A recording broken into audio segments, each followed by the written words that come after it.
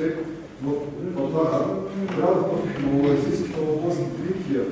Още от детски години той проявява уважение, чрез което се прославил пред Бога и човеците.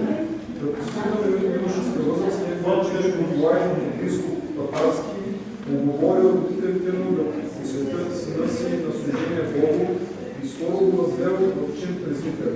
Но време на положението епископът, изпълнен с пророчески дух, се обърнал към народа и като посочи юношата извикал: братя, аз виждам много слънце, което изгрява над земята и обещава утеха на всички скърбящи.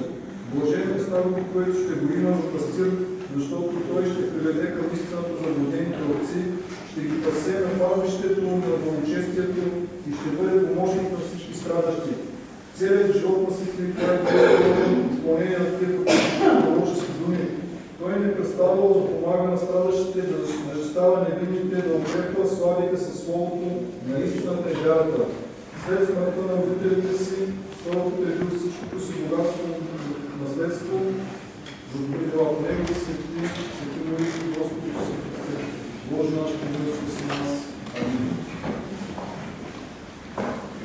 Здраво Божи, верую Богу, приступите, благословен гради во имя Господне, Бог Господни, амин ся нам.